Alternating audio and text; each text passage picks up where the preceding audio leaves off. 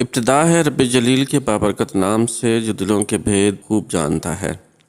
دیکھتی آنکھوں سنتے کانوں صابری میاں کا سلام پہنچے۔ ناظرین، آج کی ہماری ویڈیو کا موضوع ہے کہ شداد کون تھا، اس کی جنت کہاں تھی اور اس کی قوم کا کیا انجام ہوا۔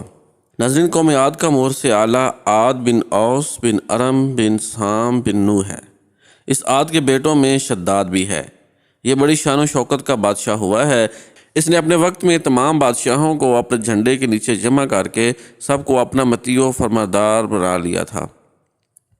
اس نے پیغمبروں کی زبان سے جنت کا ذکر سن کر براہ سرکشی دنیا میں ایک جنت بنانا چاہی اور اس ارادہ سے ایک بہت بڑا شہر بنایا، جس کے محل سونے چاندی کی اینٹوں سے تعمیر کیے گئے اور زبرجد اور یاقوت کے ستون ان کی عمارتوں میں نصب کیے گئے اور ایسے ہی فرش مکانوں میں بنائے گئے۔ سنگریزوں کی جگہ آبدار موتی بچھائے گئے۔ ہر محل کے گرد جواہرات سے پر نہریں جاری کی گئیں۔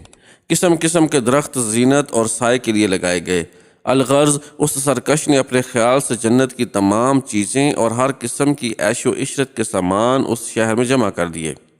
جب یہ شہر مکمل ہوا تو شداد بادشاہ اپنے اعیان سلطنت کے ساتھ اس کی طرف روانہ ہوا۔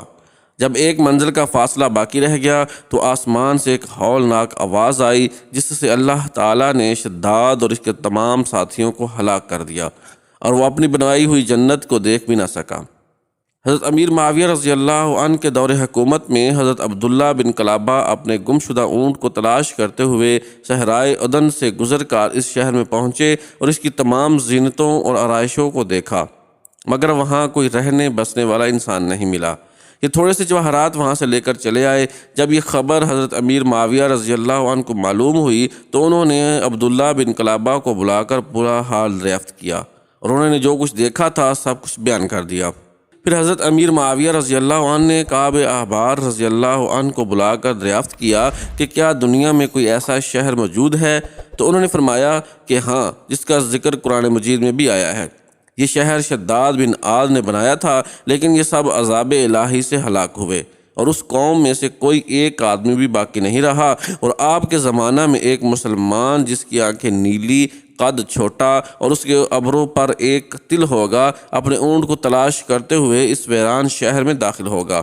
اتنے میں عبداللہ بن کلابہ آ گئے تو کعب احبار نے ان کو دیکھ کر فرمایا کہ بخدا وہ شخص جو شداد کی بنائی ہوئی جنت کو دیکھے گا وہ یہی ہے۔ قوم عاد اور دوسری سرکش قوموں کا حال بیان کرتے ہوئے قرآن مجید نے ارشاد فرمایا ہے، کیا تم نے نہ دیکھا تمہارے رب نے عاد کے ساتھ کیسا کیا؟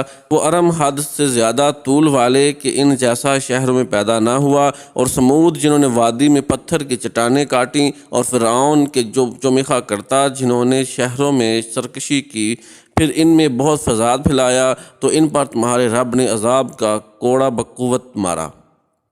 اللہ تعالیٰ کو بندوں کی سرکشی اور تکبر و غرور بے حد ناپسند ہے، اس لیے خداوند قدوس کا دستور ہے کہ ہر سرکش اور متکبر قوم جس نے زمین میں اپنی سرکشی اور ظلم و عدوان سے فساد پھیلایا، اس قوم کو قہر الہی نے کسی نہ کسی عذاب کی صورت میں ظاہر ہو کر ہلاک و برباد کر دیا۔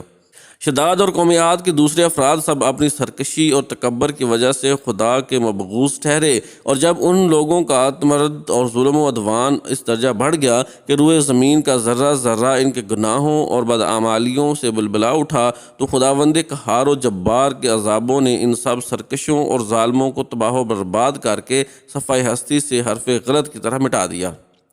لہٰذا ان قوموں کے عروج و زوال اور ان لوگوں کے عذاب الہی سے پامال ہونے کی داستانوں سے عبرت و نصیحت حاصل کرنی چاہیے، کیونکہ قرآن کریم میں ان اقوام کے انجام کے ذکر کا مقصد ہی یہ ہے کہ اہل قرآن ان کی داستان سن کر عبرت پکڑیں اور خوف الہی سے ہر دم لرزہ بر اندام رہیں۔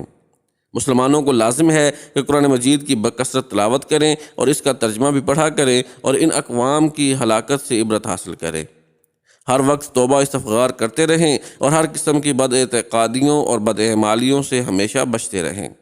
اعمال صالحہ کی کوشش کرتے رہیں اور مال و دولت کے غرور و گھمنڈ میں سرکشی و تکبر نہ کریں، بلکہ ہمیشہ دل میں خوف خدا عز و جل رکھ کر تواضع و انکساری کو اپنی عادت بنائیں اور جہاں تک ہو سکے اپنی زندگی میں اچھے اعمال کرتے رہیں۔